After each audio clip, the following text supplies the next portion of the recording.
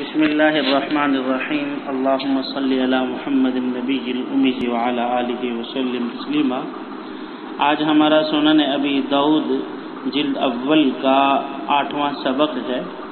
باب رخصت فی ذالک۔ یہ باب ہے پیشاب پخانہ کے وقت قبلہ رخ ہونے کی اجازت کے بیان میں۔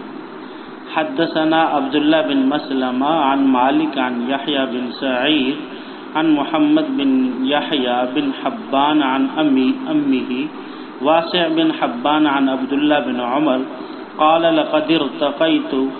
على ظهر البيت فرأيت رسول الله صلى الله عليه وسلم على لبنتين مستقبل بيت المقدس لحاجته۔ حضرت عبداللہ بن مسلمہ، مالک، یحییٰ بن سعید، محمد بن یحییٰ بن حبان اور ان کے چچا واسع بن حبان حضرت عبداللہ بن عمر رضی اللہ تعالی عنہما سے روایت کرتے ہیں کہ میں ایک دن مکان کی چھت پر چڑھا تو میں نے رسول اللہ صلی اللہ علیہ وسلم کو دیکھا کہ آپ بیت المقدس کی جانب رخ کر کے 2 اینٹوں پر بیٹھ کر قضائے حاجت فرما رہے تھے۔ اگلی حدیث، حدثنا محمد بن بشار حدثنا وهب بن جریر حدثنا ابی قال سمعت محمد بن اسحاق يحدث عن ابان بن صالح عن مجاہد عن جابر بن عبد اللہ قال نہى نبی اللہ صلی اللہ علیہ وسلم ان نستقبل القبلة ببول فرأيته قبل ان يقبض بعام يستقبلها۔ محمد بن بشار، وہب بن جریر، محمد بن اسحاق، ابان بن صالح، مجاہد حضرت جابر بن عبداللہ سے روایت کرتے ہیں کہ رسول اللہ صلی اللہ علیہ وسلم نے قبلہ کی طرف رخ کر کے پیشاب کرنے سے منع فرمایا۔ پھر میں نے رسول اللہ صلی اللہ علیہ وسلم کی وفات سے 1 سال پہلے آپ صلی اللہ علیہ وسلم کو قضاء حاجت کے وقت قبلہ رخ دیکھا۔ دیکھیں یہاں یہ جو پہلی حدیث ہم نے بیان کی ہے حضرت ابن عمر کی، بظاہر یہ حدیث امام مالک علیہ رحمہ اور امام شافعی علیہ رحمہ کی دلیل ہے، لیکن حضرات حنفیہ اس کا مدلل جواب یہ پیش کرتے ہیں کہ یہ حدیث ایک خاص واقعہ ہے جس کے لیے کوئی عموم نہیں ہے۔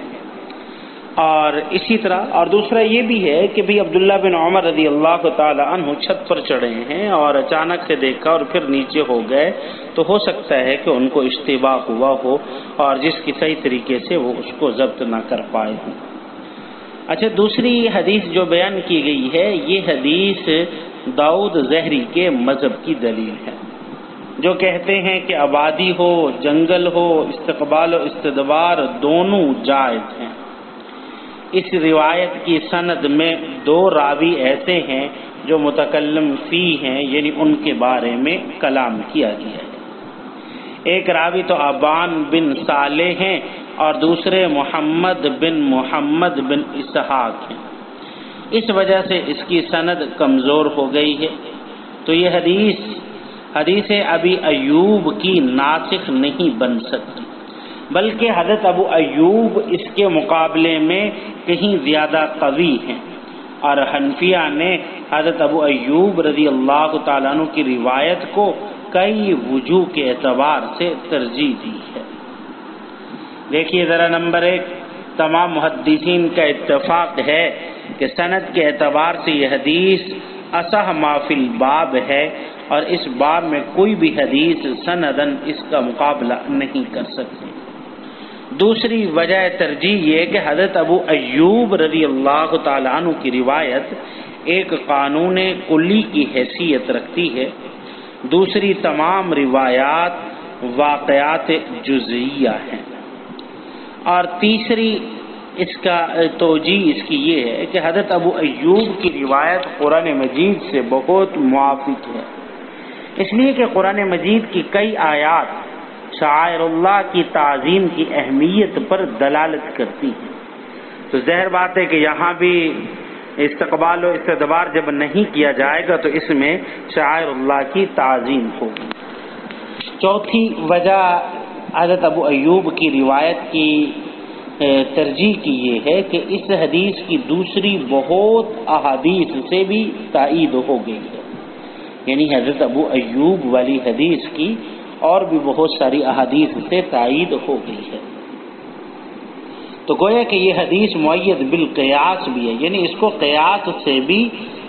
تائید حاصل ہے، کیونکہ احادیث میں ہے کہ نبی کریم صلی اللہ علیہ وسلم نے فرمایا کہ جس نے قبلے کی طرف تھوکا تو قیامت کے دن وہ شخص اس حالت میں آئے گا کہ تھوک اس کے دونوں آنکھوں کے درمیان ہوگی۔